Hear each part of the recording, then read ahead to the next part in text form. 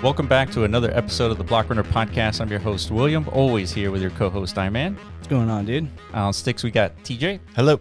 And joining us today, finally, we got Jiurn. He's an artist, he's an educator, and he's most famous for doing really amazing tweet threads. Yeah. As far as keeping the scope of what's happening in the ordinal space, like, consistent, right? Yeah. And we've actually, Jiurn, I don't know if you know this, Will definitely doesn't, because I compile a lot of like the alpha on this channel. Like, not a self rub or anything, but I reference, like, because we have the same task. Like, we're trying to keep our finger on the pulse of what's happening in ordinals. Yeah. Right. Because we got to produce content through this format. You produce content through the format of writing. Yeah. Right. They're totally different mediums, but they're equally as impactful, right? Especially on Twitter. I mean, arguably, Twitter might be more impactful than YouTube, to be honest. I think right? so. So it's really critically important what you do. You built quite the following as a result. So you've informed us you have something huge on the horizon. So yeah, once you told us you were working on something, and then you elaborated a little bit behind closed doors, like the sector of what it is you're trying to introduce into the ordinal space, we're always interested in that. We went so far as like interview somebody who's trying to embed DNA on the Bitcoin. Right? Yeah, fungi DNA. Yeah, I don't know if you watched that interview, but we're always open to hearing new innovative ideas and new potential integrations that amplify what Bitcoin is all about, right? And that's what we're doing with digital matter theory and all this stuff. So if you can, give us like an introduction about yourself, your background, how long you've been involved in this crypto space, Bitcoin, ordinals, all that. Yes, of course. So my name is Jiurn. I've been in the ordinal space for like a really long time now.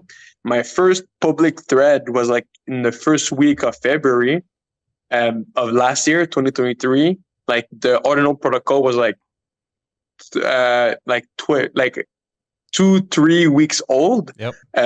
Maybe 2 weeks old, something. Because it was on January 23rd.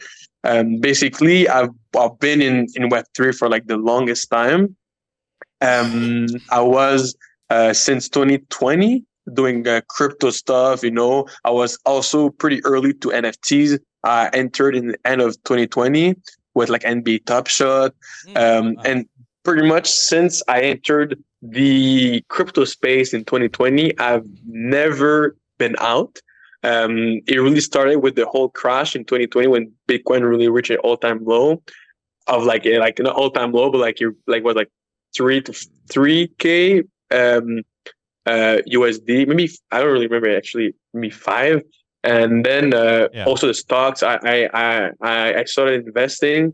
And then I was like, I bought some. It's funny because my first ever crypto purchase was actually XRP. I find that always hilarious. Yeah. Because when a dude at my job just shilled me XRP, I was like, okay, I'll just buy some. And then I just started. I started educating myself. You know, I started just from May and June. During 3 or 4 months, I saw all of it. You know, with the daily crypto daily, like like on YouTube, the guys, like you said, they're also twins. Because I really think getting educated is the number one step in doing pretty much anything. I really think education is should be at the forefront of everything. I really think being educated or knowing what's going on is the basis of everything, and that's why I got some experience during the last bull run where, I invested, everything went up, I made some money, lost most of it. And that's where I got to really know the Web3 mentality. I understood what kind of edge some type of people had. I understood what people liked. I understood what I liked. After 3 years. And then after the bull market, everything crashed. In 2022 in May, instead of leaving, I stuck around because actually in 2021, during that summer when I remember I had some chain links, it dropped 50% in one day. There was some crazy shit I saw. It was And then the only time since 2020 I took a little break was during those like 2 months in like June, July of 2021, and I missed so many things like Board 8. I mean, I missed Axie Infinity. I missed like VFriend. I had missed so many things. I told myself I will never leave the space again, and that's why like even after the crash of 2022, I just stayed. Yeah. And I'm thinking a bit much, so sorry about this. But my whole point is like when I kind of got good at understanding some type frame. So when I saw ordinals, and then I remember because I got to know because I was a bit into historical NFTs. So then I got to know pretty much everybody was into ordinals back then, like Trevor, Leonidas, all those guys. It was the same people in historical NFTs and ordinals. And sometimes people ask me, how did you get into ordinals like so early? It's because because back then I was just making content. I was making 3 threads a week about anything crypto related. Anything. It was just anything I liked, any project, anything I found interesting, I just made content about it because I love to write. And I was like, at this point, I really think I was talking with some people. I was like in Alpha Color in some Discord and like people didn't even know the difference between different stable coins like USDC, USDT. They didn't know, and I was like, I was astounded to see how uneducated some people were on very important subjects, and that's why I started to like. And because I knew these things, I knew a lot about different parts of crypto, so I decided to just educate people, and that's when I stumbled into ordinals. I made that first thread. It worked really well. I was like, damn, I need to kind of like double down on this. Yeah. Because I understood what kind of edge people that like educators or like had in the last bull run. So like, yo, I could try it, at this point. And then I was like, I have the mentality that I prefer to work too hard than not enough. Yeah. So back then, Elena, she had those daily threads. And then I was like, yo, this is a pretty good idea. It doesn't exist. And I know I could do it. Like, I know that, like, I could tell myself, like, back then, nobody gave a fuck about ordinals. Yeah. Like, I started making daily threads every day on February 14. So 1 week after my first public thread, my first, like, public mention of ordinals. And so on February 14, I was like, okay, should I get a girl? Should I have a girlfriend? I was like, I could get a girlfriend, or I could make content on Web3 with internet magic money, Yeah. So I decided to get the second option. And then that's when I was like, okay, now, Jiurn, there's no fucking excuse. You need to do it. And since then, even when nobody cared, I assumed nobody cared. So I just did it. Mm-hmm. I just did it. And then at some point, people cared more. But for me, I just do the same thing. I just need to be aware. I understand, like, so many people, they don't know what's going on. They had the same problems in ordinals. And to know what's going on, for me, is the basis of everything. Even along with education, which I do with, like, making normal threads, my daily updates, for me, I know that like I would love somebody to do these type of threads. So I was like, I should do them. Yeah. Because I wish it existed. And that's how I just did them. Sorry if I talked too much. No, it's good. No, I feel like you have the same passion that we have about crypto, because when we started in 2019, I mean, it was just between a conversation between Iman and I, and we were like, dude, we should just like hit the record button and just put it online to see if people have like the same thoughts, or maybe we're like a way off base. Yeah. And we were just like inherently interested in the subject. And we saw what you saw. There was like a lot of people who didn't really understand a lot of this stuff. And so as soon as we started the podcast, my brother, who's a developer, he listened, and then that's how we were able to create the stuff that we created. But ultimately it was just the base interest in what was happening in crypto that got us in, just like you. Yeah, whenever you get sucked in deep to like a specific market sector, like initially it was the metaverse, so Decentraland specifically, it's like, man, this stuff is ultra fascinating, but nobody really understands what the hell a metaverse is. And so we spent many, many, many years. We're still actively educating people on like the scope of the definition of the metaverse, even just as like a ground frame of like where to even begin the conversations. Yada, yada, yada. Did you know that we're more than just a YouTube channel? We also built Mscribe, the first inscription platform built from the ground up for the metaverse on Bitcoin. Connect your Bitmap ordinals and use our tools to bring your community into the virtual realm. Support us by joining the movement at mscribe.io. Like, comment, and subscribe for the latest alpha. Back to the video. But just to kind of like go back to what you're doing as an individual, it's very, I mean, super powerful because we've witnessed somebody, I don't know if you know him, DCL blogger, Maddie. You remember him from last NFT cycle? Maddie. He was really big into like pushing out the banger tweets. Like I remember in the early days of NFTs, people were like, what's going on? Why are people spending tens of thousands of dollars on digital art?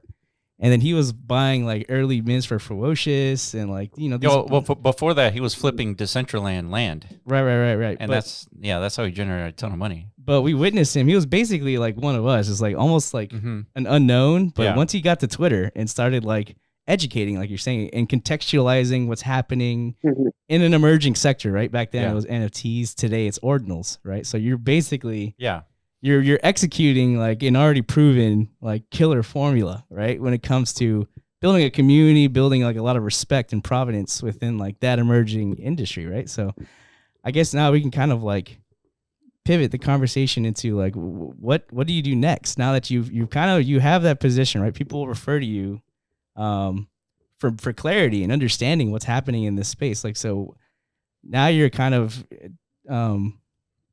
traversing into the idea of you want to contribute something, right?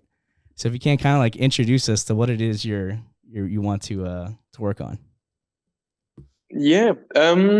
Actually, because for the longest time, I just decided like I would just give as much as possible. You know, like I've never launched something like I'm really against the idea. Like I was for like 3 years. I looked up to so many people, and so many people disappointed me. So many of them did stuff I didn't respect. I was like so disappointed, and but at the same time, I strongly believe that if you think you have strong values, you only know that you have strong value when some things slash somebody challenges them. You know. Because so many people in their place would have done the same. Like it's so easy when you think like, oh my God, I would just launch something. Oh, why not? Or I will just use my, because once you have some visibility, people are like, oh, just please tweet that, do that, and then they offer you compensation in exchange. And so many people just do it, you know. And I understand, like, of course balance is everything, but at the same time I was like, if I were at their position, I wouldn't do most of what they do. And then when I got at this place, there's so many things I just didn't like, and there's so many projects, like we see, like there's so few projects in ordinals that are still, let's say, relevant or actually working or doing something. And it's hard. So I'm like, at this point, even though there's projects I do trust in this space, you're never better served than by yourself, right? And that's when I decided to build my own project, because I've been working on something before Web3. You know, people have kind of seen. As I was talking with you guys, I'm still right now. There's a lot cooking. I'm very, very close. I have been teasing it a little bit. You guys, I can't say it is book related, but it is not what necessarily what you guys think. It's much bigger. I would still not say too much. As like when I was told, even like this Saturday might be slightly too early, but I've been told like the guys here will still get a lot of alpha there, but I cannot say too much yet. But the goal, like that is something we were talking. So many things in ordinals are pretty much copy pastas of other projects from other chain like Ethereum, which like if I think of a good example, Bitcoin punks. I remember the mint of last year when Bitcoin punks, like a lot of people are like, oh, no monkeys are the first 10K. Whatever. I know when I don't want to get into that drama, but technically the first 10K, except if you want to take into consideration the first like zero inscription 0 to 9,999, but the first 10K collection of like is truly the Bitcoin punks. But if you look at their floor price or like their community, 0.02, it's respectable, don't get me wrong, but at the same time compared to like known monkeys, which is like more than 10x. Why? Is because Bitcoin punks is not original. Bitcoin punks are just a derivative. It's a derivative, and it's not that interesting because it's not unique. It almost. I have Bitcoin punk. I still hold the one I minted last year, so I don't want to fund my bags, but at the same time I understand that it's not like it's just the same thing, and the sad thing about ordinals is a lot of projects are doing the exact same thing. Like I understand most people on ordinals, especially at the beginning, had to come from other chains at first. Like even I was pretty much always, I never really was the biggest on ETH. I was more like not even Solana, just like anything else. Like I really but I was also big on ETH. Like it was impossible to ignore opportunities on ETH back in the days. So we were all from somewhere else, and we all have as humans that reflect, just look from what we know worked in the past. Even a lot of investors are like this, oh my god, layer 2s worked so well on ETH. They're worth billions. Let's do the same on Bitcoin. Oh my god, like, oh, marketplaces work so well. Now there's so many marketplaces, Launchpad and stuff like this. And I understand it's easier. I understand for investors, so many people, so many of them are like, oh, like what are you building? A layer 2? Like, because they understand in 2 seconds the appeal of a layer 2. They can compare it to other layer 2s, as in like the valuation. They understand that like anybody is just throwing money at those kind of opportunities, because they're like, if I invest in 10 and I get one right, I will be hella good. I understand this, but that's boring. It's like everybody making like PFPs of, because you have an audience, people respect you, and then now you want to lose that respect by launching a completely unoriginal collection of whatever copy pasta. Like I like that doesn't make. I mean that doesn't make sense. But for me, what's truly interesting is the new innovations on Bitcoin. Back in the days, parent-child, I was damn. That's a like unchained way to really connect ordinals together, or delegate. I love, like, it's so cheap. And like even recursive, like that's like on chain. It's different. That's like the dev stuff, But even on ordinals, there's so many, like, that's why, like, I know you guys really love DMT, or like those are like new, like it's what interests me the most in ordinals is this. The new stuff. It's more risky, but it's the most interesting. But yeah, I know you guys have a lot to say about this.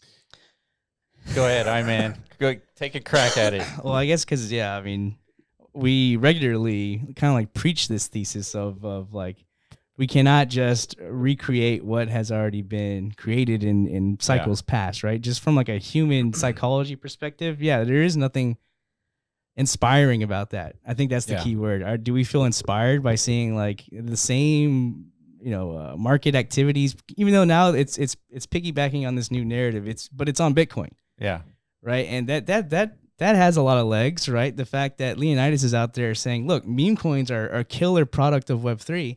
But there isn't one yet on Bitcoin, but this is the biggest one. So therefore, like, that's it. That's as far as we need to go as far as innovation, offering anything new. Just run with that. Yeah. And you know, he's not wrong, right? If every other chain has like these multi-billion-dollar meme offerings, like why doesn't Bitcoin? And now we have the technology, the infrastructure to at least get that off the ground, and he has the best shot. So it's working, right? A large community is forming around that, and they're pushing this narrative. But still, I don't think that's going to be good enough for the masses, right? Just like NFTs was like a real breakthrough. Like if people were introduced to this idea of real digital ownership, right? Everybody knows we have experiences in gaming and stuff like that, or whatever. We bought things on the internet, but you know, the idea of actually owning something and the company that distributed it to me cannot tamper with that. That was revolutionary. It was huge. Yeah. And everybody who got involved with that felt that, right? It was a real inspiring movement. It's like, man, we're going to fucking change everything, right? Yeah. So this cycle around, just redeploying all that on Bitcoin, I don't feel inspired, right? I'm looking for those brand new innovations, those new narratives, right? Yeah, I couldn't agree more. Jiurn, I mean, you'd be the, I guess another, like a third party perspective in the sense of like the new stuff that we've seen in Ordinals. And correct me if I'm wrong, there isn't that many new things on Ordinals. Would you agree with that? I would 100% agree on this. And even though I'm a really big believer in what like metaverse, gaming, meme coins, it's not new. Like Leonidas says, like, again, I won't fund my bags as I have some dogs. I was airdropped some runestones. I have kept them, never sold any. But at the same time, it's a no-brainer, as in like a lot of people would agree that like, oh yeah, like if Bitcoin is a bigger blockchain, then therefore, not even then, therefore, the biggest meme coin should be on Bitcoin. Yes, no, I don't know. Like it's easy to think, is it? A lot of people wouldn't agree, as like proportionally the meme coins on Solana are a lot bigger than ETH, despite ETH being 10 times, I don't know, maybe 10 times bigger in market cap. Like it doesn't need to be proportionate. The biggest meme coin on ETH is a Pepe, and with that hat is on Solana, yeah.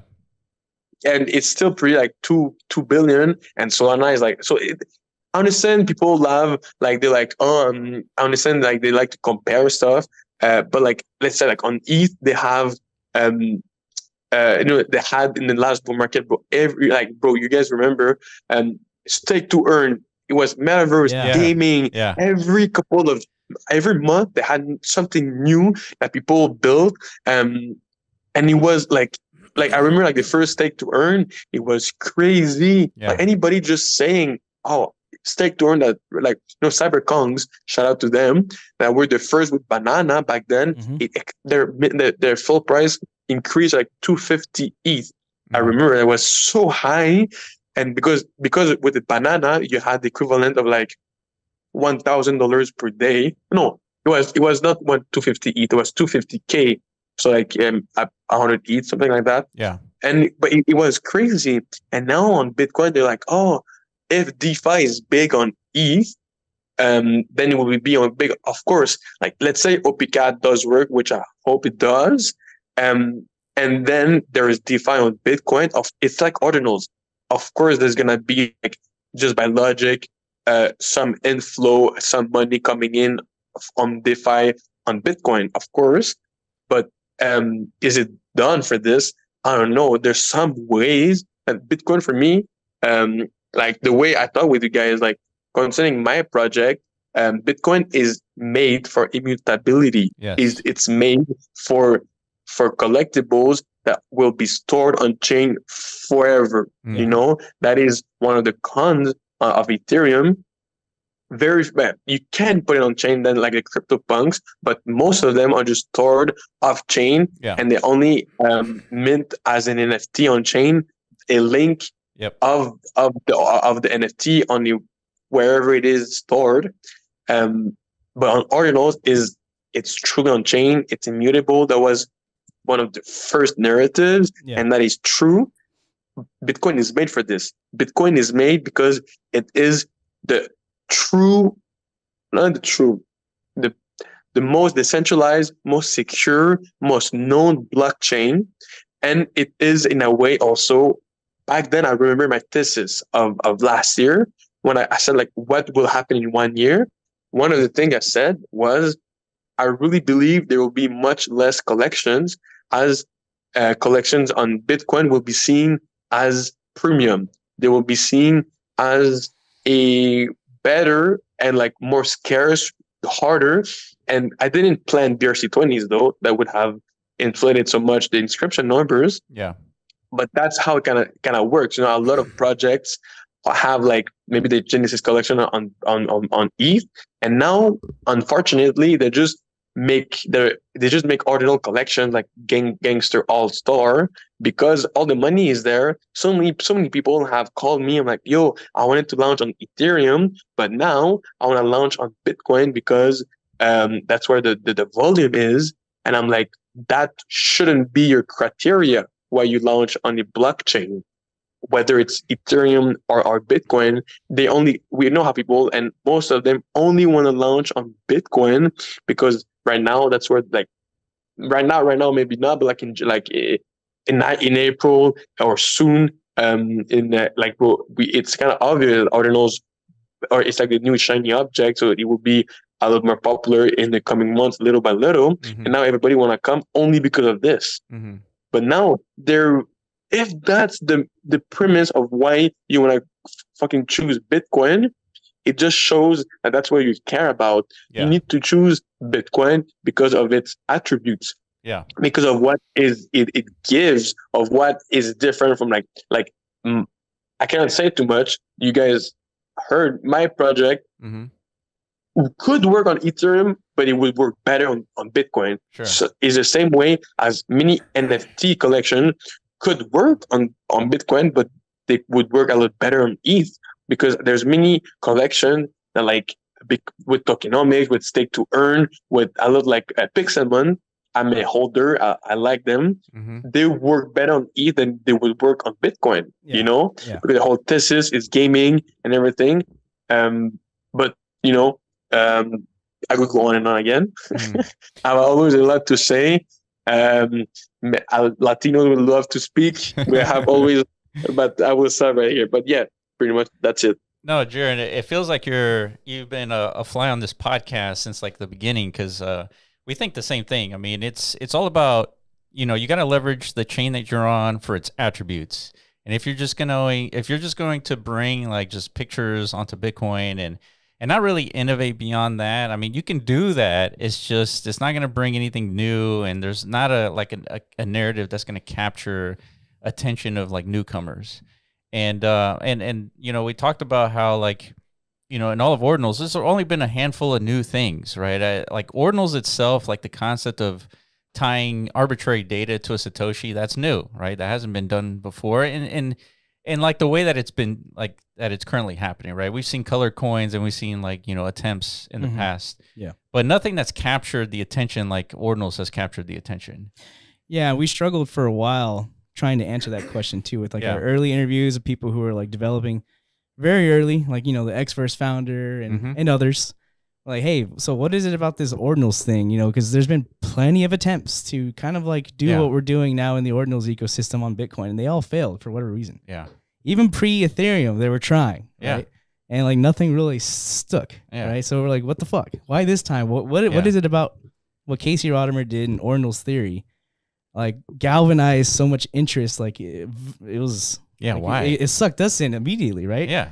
I remember we read the white paper, or the original Git book, whatever, and I felt that gut feeling of like, holy shit. Yeah, me too. I was like, man, this is it. Like this is something new that nobody's ever seen before. Yeah, and like the whole narrative just captured us instantly. And again, it's just like you, right? We pretty much all in committed right away without the absence of evidence that this was actually going to take off or work, right? This is like February. Because we knew that it's the new narratives is what attracts people, and that's what brings the mania, not the old stuff, right? Correct. Yeah. And so that is why absence of evidence and understanding like how the markets work and the cycles of crypto, like that is the most important thing when it comes to like picking your horse. Also, before that, we were like, in quite the doom cycle, Yeah. like because we were on Ethereum, right? We're in the rest of crypto, Yeah. right after FTX collapsed, and like, man, we're like really at our all-time low sentiment wise. Yeah. Like, dude, I'm gutted here, like literally. Yeah, like, we're I don't- looking for something. Yeah, like how are we gonna like weather this bear market, right? Yeah. But luckily we stumbled onto ordinals, and they gave us like a new beacon of hope. Like, dude, Yeah. something original is forming here, right? We want to be a part of that. And then so yeah, we have been a part of that. And so it happened again with Bitmap, Mm-hmm. right? I'm not sure if you follow the trajectory of Bitmap when it all happened. Actually, Bitmap just had its like 1 year anniversary, like Yeah, from the a inscription. couple days ago Yeah. on the 1st.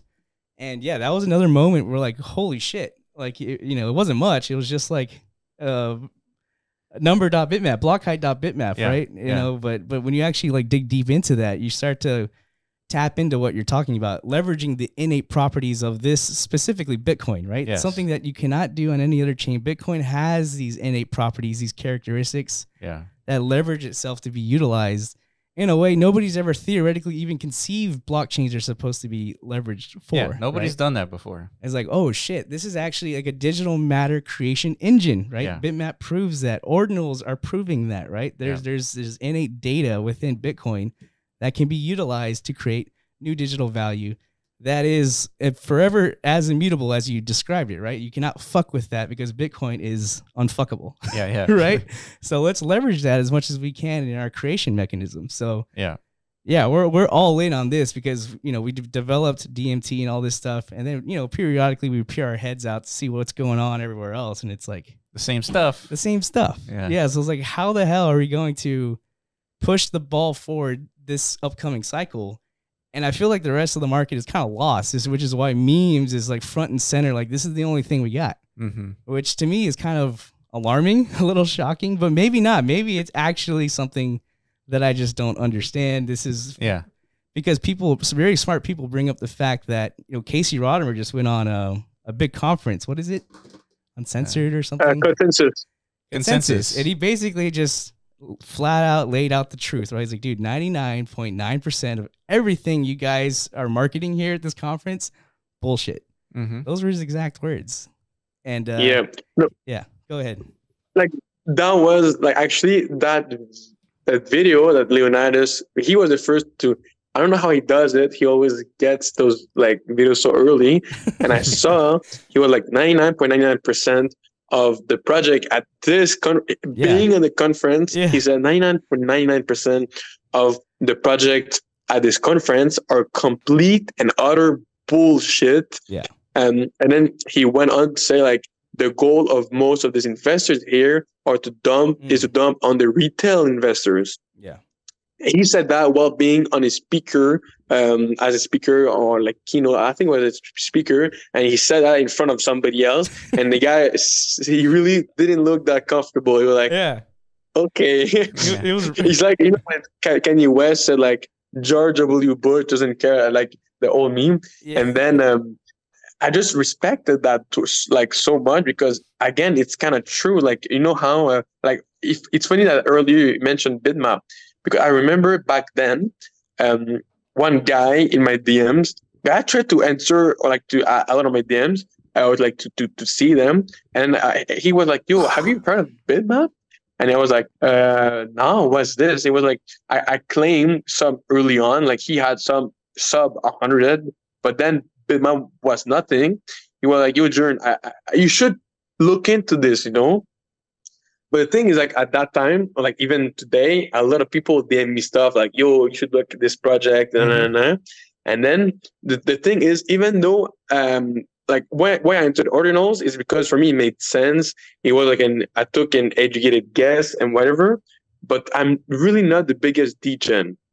Now I try to be more degen, but like I'm really not the kind of guy who just is ready to just lose money like that, even though logically in Web3, especially in the bear market, because in the bear, sometimes I'm like, I didn't have that many funds, so I was like, yo, I should be careful with my money. So like I didn't, like for example, like even though I was there like before Ordinals wallet, I didn't try the wallet for the first 2 weeks, and I didn't receive the airdrop, despite the fact like I saw it, I looked at it, but I didn't make it. I created a wallet but I didn't try stuff. I was using Sparrow still because it had proved itself. So like I wasn't the best. Like I was like, Sparrow works a bit. It's a bit complicated, but it works. And quite quickly, X first showed up. I was like, okay, that's pretty cool. So like I'm not the kind of guy who just tries everything and anything.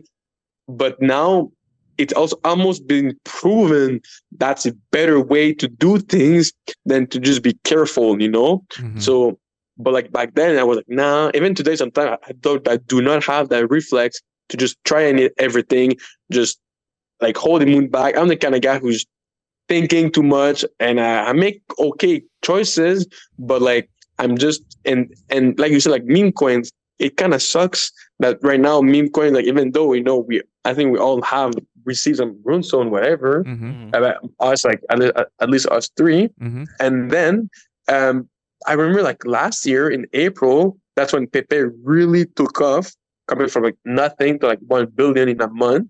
Yeah. And that was right before, because people always need a shiny thing to look after, and even like in collections in general, a lot of collection want their job, their whatever, like people like, then what? People always need to expect something from whatever, and even from the market. So after the meme coins last year in April, which for me was part of the cycle, which I was like okay with, now it's like every part of the cycle includes meme coins. Like that sucks. But after the meme coin last cycle, in April, it was BRC20s. That was new, the first fungible tokens on Bitcoin. That's when, like OXBT took off and everything. Yeah. And then it was like, no, ordinals were dead. Then something else replaced it. I'm not even sure. And now there's fucking meme coins in every part of the cycle. Like there's something, meme coins, something new, meme coins, something, meme coins.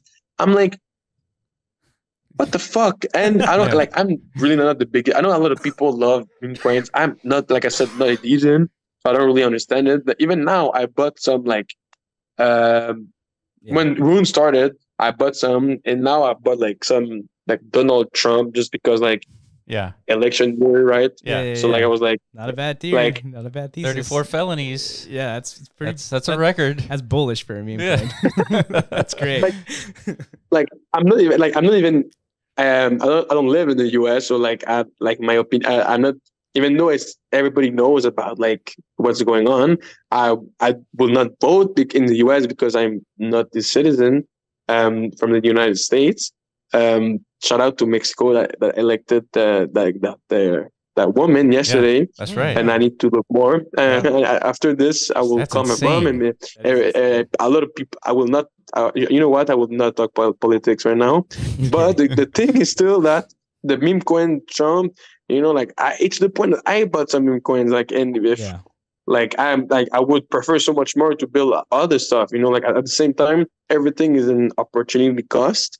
So like the goal right now is to find the best deals compared to like what it's gonna reach, and like it's I wish it could be something new. And if there were something new, then that would become the new big deal.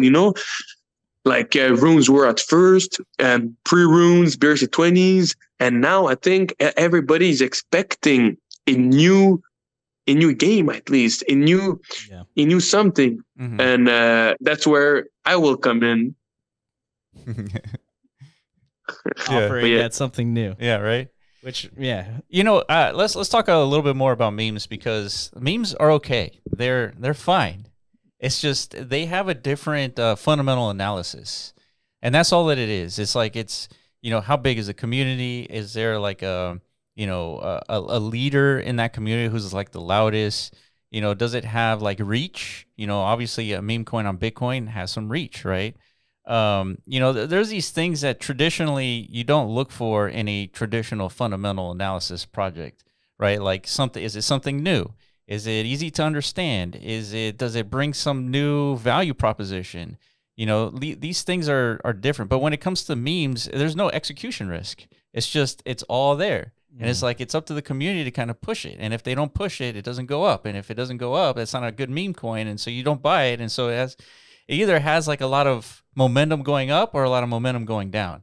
And so the work is you have to find those meme coins that have that potential energy. Yeah. And so without that potential energy, you know, it's kind of hard to like invest in meme coins. But I think it's a good strategy to allocate some funds, not enough to like ruin your life, to like spreading out into, you know, a random set of meme coins, because you can't really predict which one's going to go up, right? And but you can predict when you find a project that is solving a problem, you can predict that one to go up, and that is a repeatable thing. Which I like things to be repeatable, because that allows us to strategize and predict. And meme coins, there's no predictions. There's nothing. It's just randomness, and which is okay. It's just that is a literal casino versus like fundamental analysis is a lot less of a casino, more like work ethic and like understanding problems and understanding the technical solutions. Yeah. So that's kind of like my position.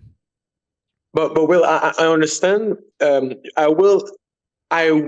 used to agree with what you just said.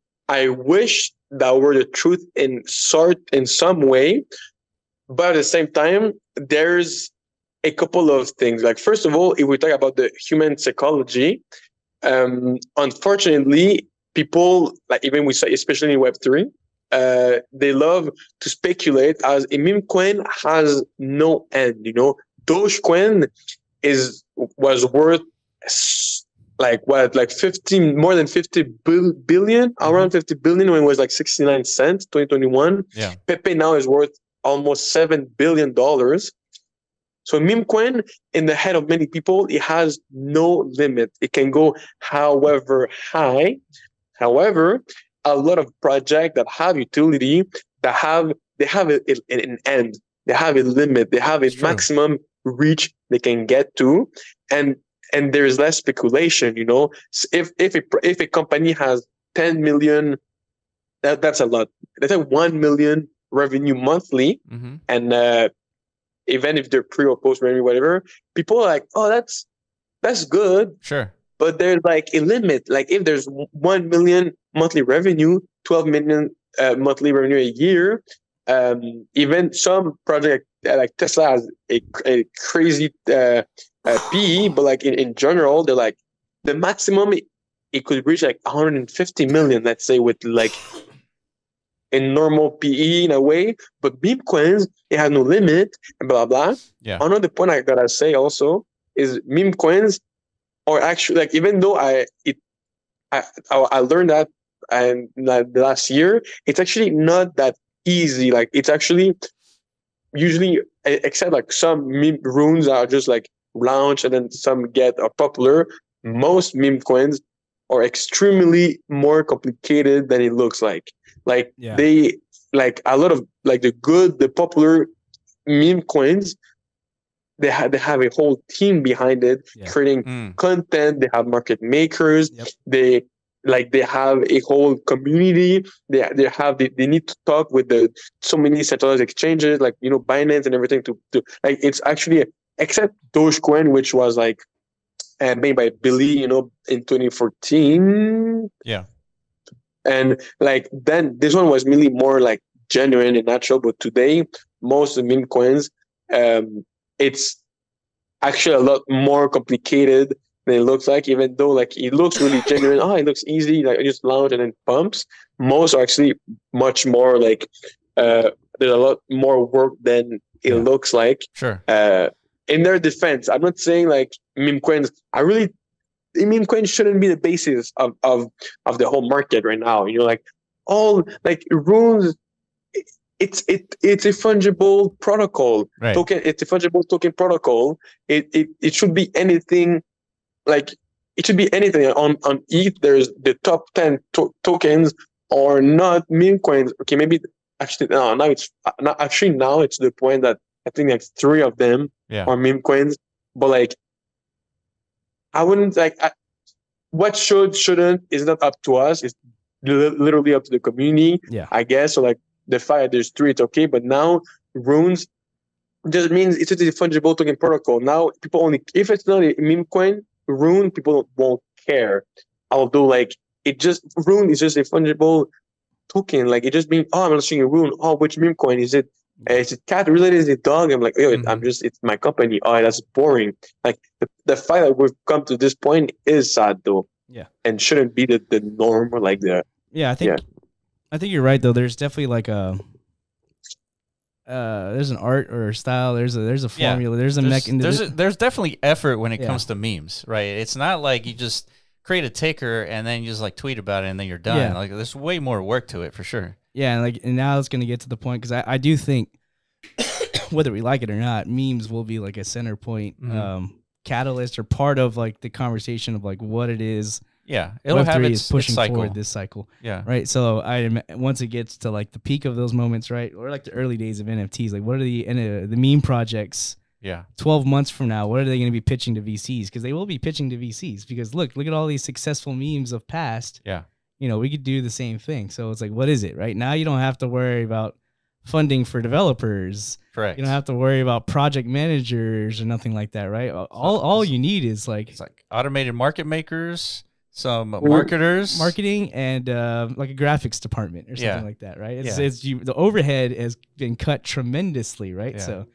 So it's actually a little bit more of an efficient way to kind of orchestrate what it is Web3 VCs have been trying to do from the very beginning, right? It's like, okay, yeah, you know what? So we can imagine a future where like this niche actually balloons out of control. Yeah, right? Because now all industry players are getting their get.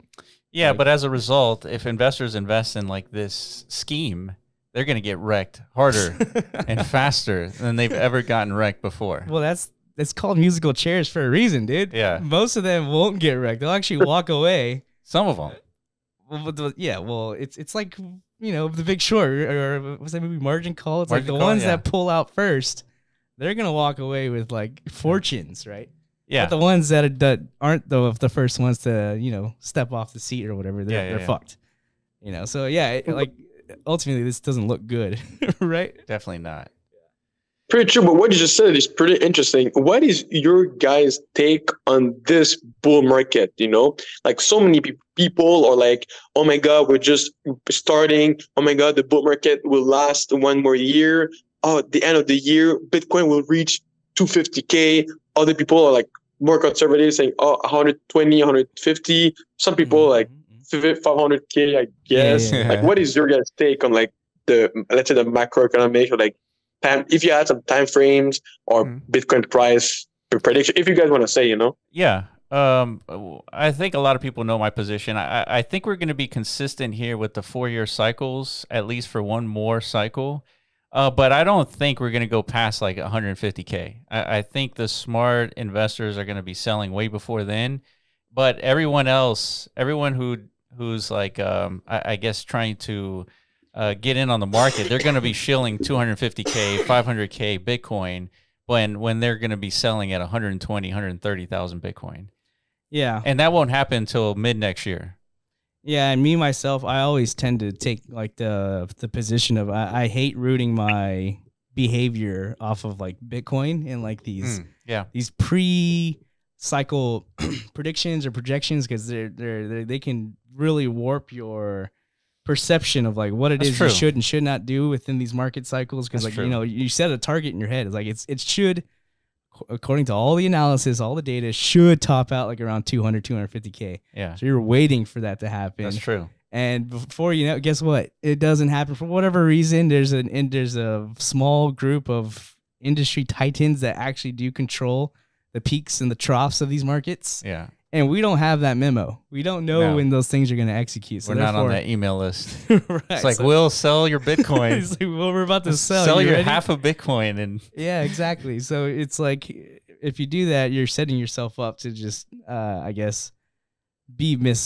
misguided. I don't know. So me, I just tend to pay attention to the psychology, right?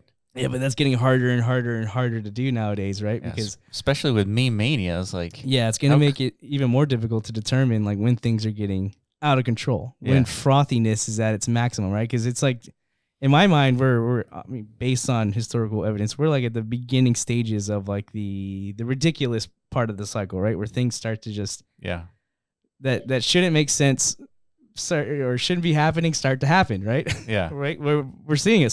Trump is talking about crypto. Yeah, celebrities are starting to trickle in on Solana and Ethereum and stuff, and they're starting to mint their own tokens, and this might propagate into something silly, right? Like the top of the NFT bubble. So. Yeah, where do you lie, Jiurn, on the whole market cycle? Where are we and where are we going? Yeah, I mean that is always a pretty interesting question, because we have, like the usual like factors where you're like, oh my god, when Coinbase will reach number one on the App Store is the moment to sell, Yeah. or when big influencers start making crypto coins, that's when you gotta sell. And Phantom was number 3. We have Caitlyn Jenner, we have Iggy, whatever, Agazia. Yeah. Now we have Thread Guy making a podcast with Rich the Kid. Yeah. And those are factors we were taught to get the fuck out when you see them. But now, I wouldn't say we're close to euphoria, Yeah. So the thing is, as we have, like, us three, we have gone through the last cycle. Like, we all remember when Bitcoin reached all-time high near Thanksgiving, but the NFT market blossomed after, and we understand how market rotate too. And then, the euphoria from January to end of April, with like the Yuga Mint, with the metaverse and everything. With the whatever name, I forgot the name actually. That's weird. Other side. Other side. It was euphoria. Like, we all remember, like, any guy with 10K followers is launching a project. Yes. A stealth mint, it would go to 1 ETH. Like, he has some connection. Oh my god, he's followed by these. He's followed by this guy, and it would pump so high. Just and like it was wild times. And now a lot of people are like, oh, it would be that, but bigger, whatever. Like, I remember, like, 2021, when NFT started. I remember, like, I wanted to buy VFriends. I wanted to buy some, like, VFriends. I was on the homepage. I was about to buy one of them for 0.5 ETH, and then I was like, I tried to buy it. Then I saw, like, somebody bought it 2 minutes before, because I kind of hesitated for 5 minutes, because 0.5 was not nothing to me. And then I was like, oh, I guess it's not made for me. That was a really big mistake of mine. And then, but then everything crashed, and then it just pumped again. So then, and like the bull run, there was a big bull run during that, like, so, but in brief, what I would say, like, I have some really smart friends saying we've already done 70% of the bull, because in a way, I'm one of the guys that believe that since FTX crashed, the moment FTX crashed, that was the beginning of the bull run, because 1 year after FTX, Bitcoin was 2x, and then 1 year and a half, Bitcoin had 4x. That's right.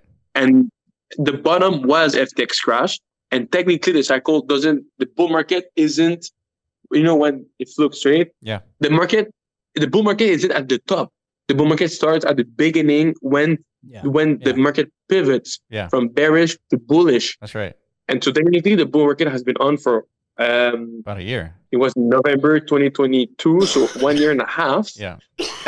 But we're nowhere. I wouldn't say we're, like, the thing is, everybody's expecting a euphoria phase, and that's why I agree with you concerning the 150,000 like selling point in a way. I would, like, myself, hopefully I am not getting brainwashed then, but right now my plan is to start selling at 120. Yeah. That's my goal right now. But at the same time, like, if it's 120, the market that is like right now, then it, like, the market is made to fuck you up. Okay. Right now, the market will go the opposite way that the people think.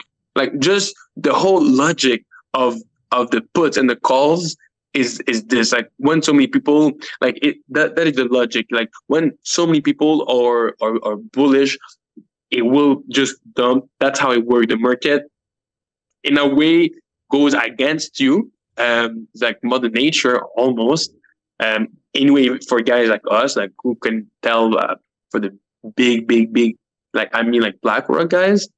But for now, some smart people that are really taking notice of the metrics, like the M1, M2, and M3 volume in the States, are telling, like, I don't know if you've seen the metric that is the first time since 2017, so not even last bull market, the one before. Mm-hmm.